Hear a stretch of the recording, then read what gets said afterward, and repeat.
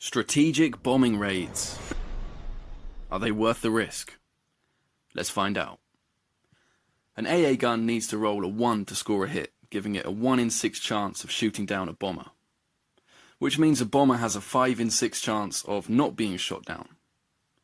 Bombers which manage to survive AA fire roll 1 dice each, and inflict as much damage as rolled to the target factory. Bombers which are shot down do not get a chance to roll for damage. They are destroyed immediately. With a bit of luck, the average bomber could complete 5 bombing raids before getting shot down on its 6th attempt. A bomber will roll on average 3.5 damage per raid. We could expect around 17 or 18 damage in 5 successful raids. It's unlucky when you lose a bomber, but that risk is always there. A 16.6% chance, in fact, that a dice will hit at 1, and when that happens, you lose a bomber worth 12 IPCs. So bombing raids are probably worth it.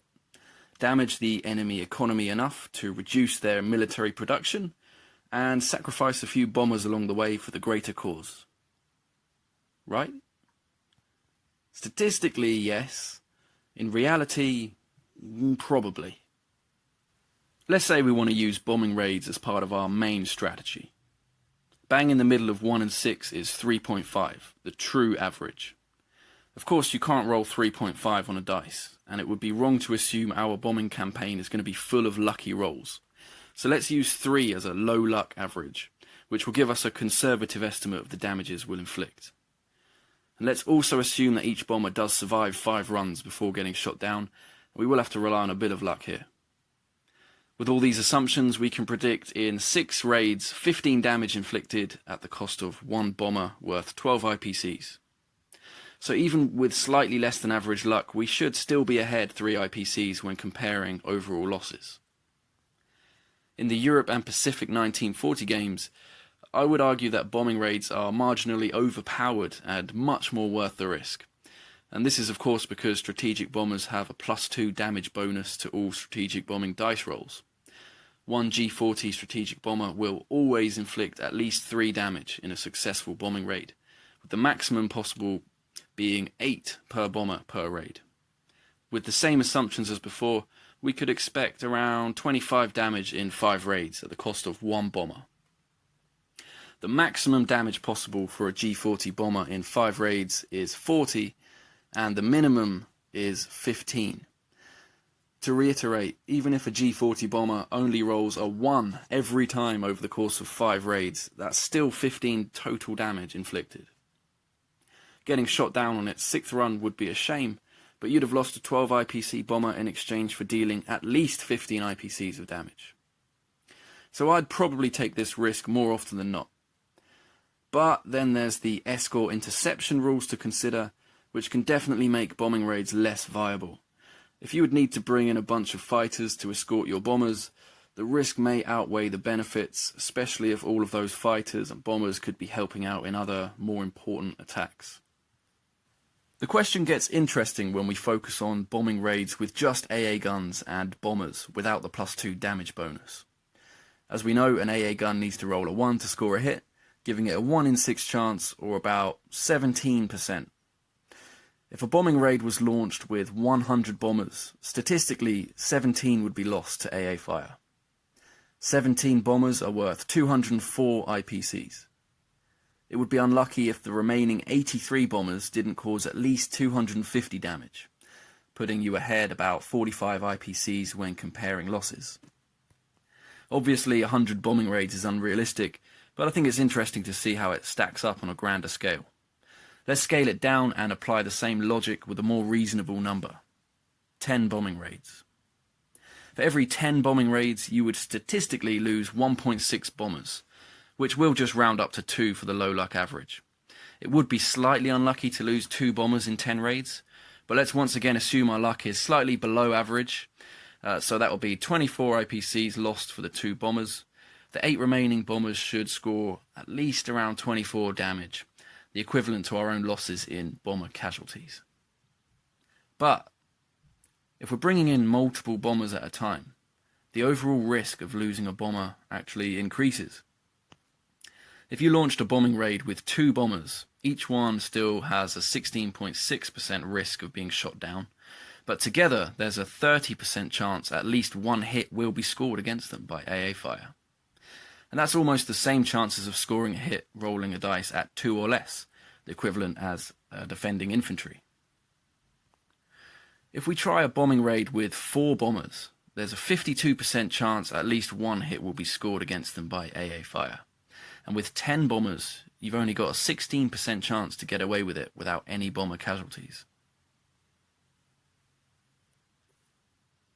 One thing you can never account for is fate. There's statistics and probability, and then there's luck and misfortune.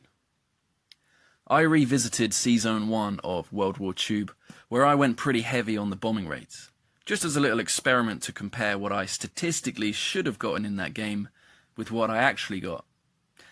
Bit of context, I was playing as the Allies in the Anniversary Edition, and I wanted to cripple Germany with bombing raids launched by the UK and the USA. And it started out really well. In the first 2 rounds of the game, I launched 6 bombing raids, inflicted 18 damage, and lost 1 bomber. In rounds 3 and 4, I launched another 6 raids, which scored 15 damage without any losses, and that brought the total damage up to 33 over the course of 12 raids with only 1 bomber casualty. But then, in round 5, this happened. 4 bombers from the United Kingdom will bomb Germany. Starting out with four dice rolls at 1 for the German factory. Build up some tension here. How many will he shoot down? I still find that hard to watch. That statistically should not have happened. The chances of scoring 3 out of 4 hits at 1 is 1.6%. But anyways, I lost 3 bombers in one go, and the surviving bomber scored 3 damage, bringing the total damages up to 40. And by this point I'd lost 4 bombers worth 48, which comparatively put me behind 8 IPCs. I launched 1 bombing raid in rounds 6 and 7, both scoring 4 damage, and in the 8th round I was defeated and the game was over. In the end, I'd attempted 19 bombing raids, of which 15 were successful, inflicting 48 damage, and 4 of them failed, losing 48 IPCs worth of bombers. Let's get statistical. Here's a chart where we can compare the results.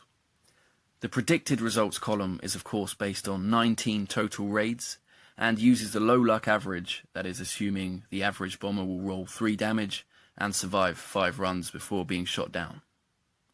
If we divide 19 bombing raids by 6, we get 3.2, which is statistically the number of bombers I should have lost, but I lost 4. We'll round down 3.2 and take it away from 19 to get 16, the number of raids which should have been successful. 16 successful raids multiplied by 3, the low luck average, gives us 48 predicted damage.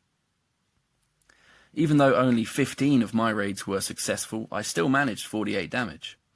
48 damage divided by 15 raids gives us an average of 3.2 damage per bomber per raid, just slightly above the low luck average.